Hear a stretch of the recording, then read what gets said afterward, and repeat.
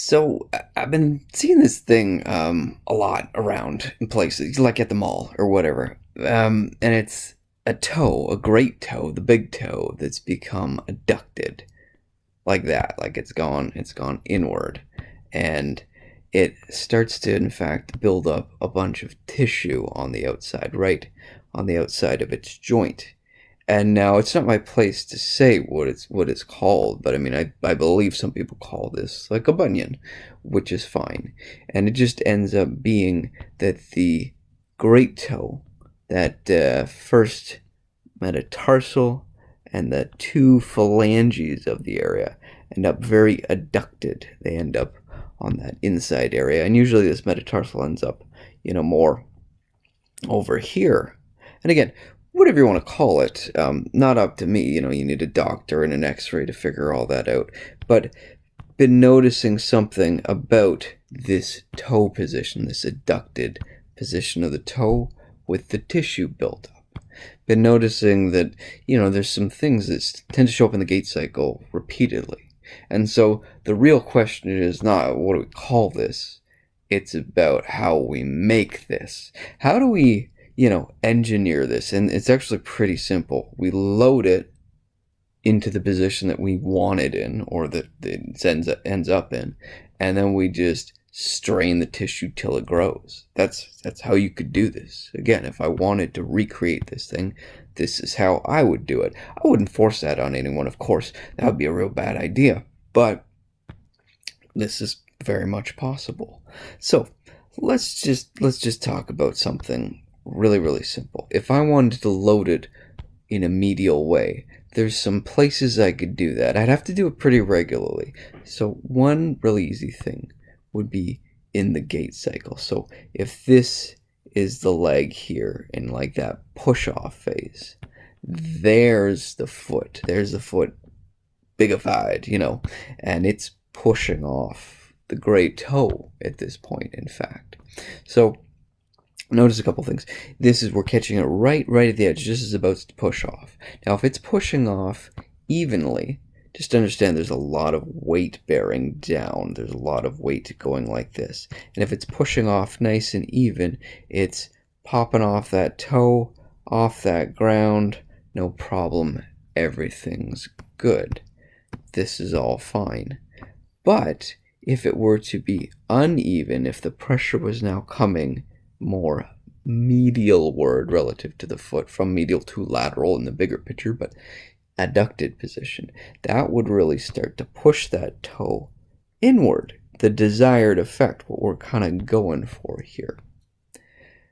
So that gives us the start. Now, here's another thing. So that gives us the adduction, but consider for a second how much force is actually traveling through that toe, how much force is running through the body at the exact moment, because it's a considerable amount. There's points at which, especially if we're in more of a jog or a run, where the entire weight of the body, or the vast majority minus the leg on the opposite side, is running through that toe, at least running through that whole foot, and in many cases is actually suspended on this single very small digit right here, right here on that little thing. So if an extreme weight like that were to be pushed onto that foot and it came at it at a very wrong angle, it certainly could put it in a adducted position.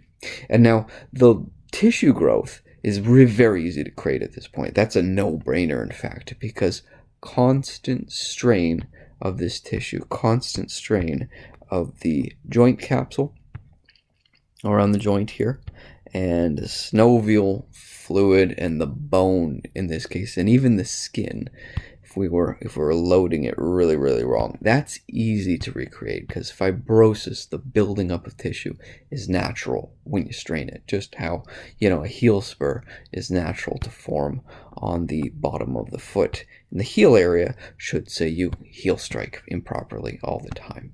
Maybe. I don't know. Anyways, so the strain builds up the tissue as a natural defense. That, again, that's an easy one. But how did we get it so that we're actually pushing that toe to the side? How did we get that? because there's more to it. That it's not just you happen to do it. There's got to be something.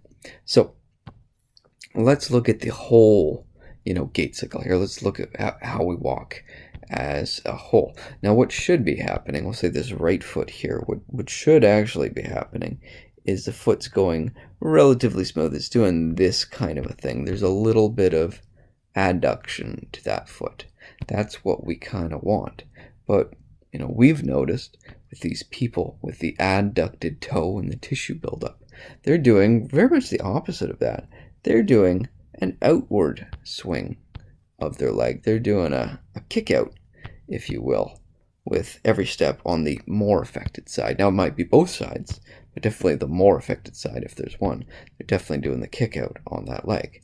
And though this in and of itself isn't a huge problem, but what ends up happening is that when you kick out like this, you kick the leg out and you land, the heel lands, and you start running, you start rolling from heel to toe, you end up rolling through the inside part of the foot, the medial part of the foot.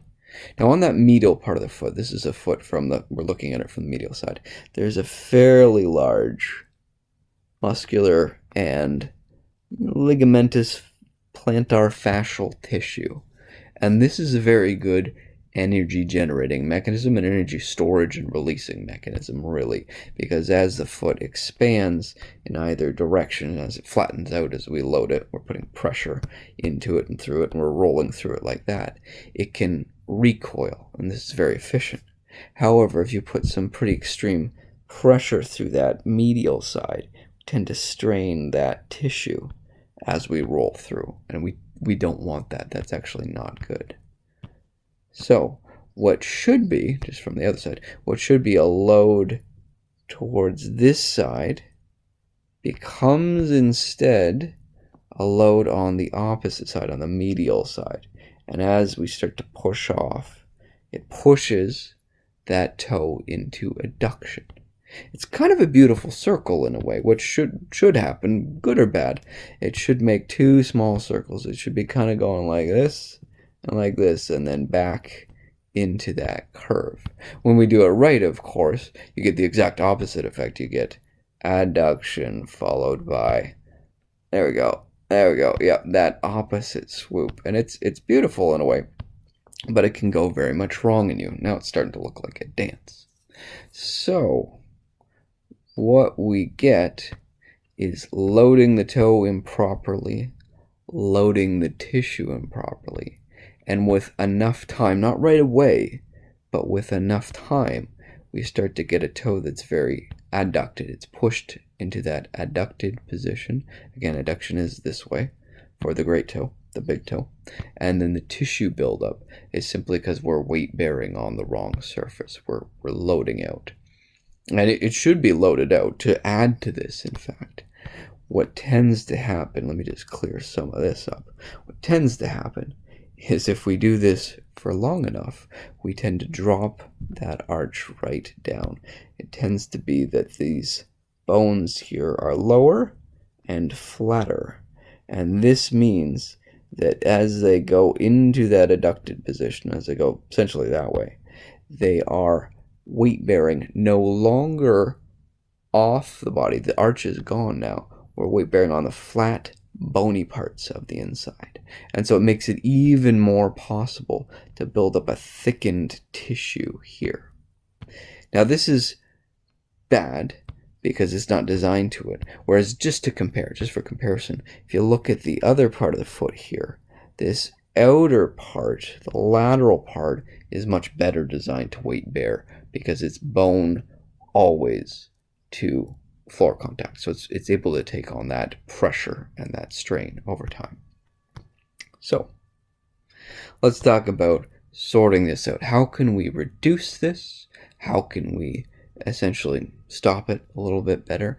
And the answer is actually very, very simple. One, I'm gonna hit on this in just a second, but we smooth the roll out a bit. We should always make sure that as we're walking through that foot, let's say it's on this side, as we're walking from heel to toe, it's a nice smooth roll through to make it nice and a low pressure, and so that no joint is being jarred too harshly. Now, another thing is to actually effectively bend the knee. That makes a huge difference because it turns what is normally an outward swing into a straightforward motion. Simply by bending the knee, it keeps it in what we call the sagittal plane. So as you push off, you bend the knee, which avoids you doing this, avoids you doing the kick out here.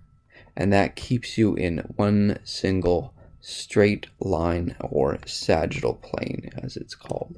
Keeps you going smoothly in that direction.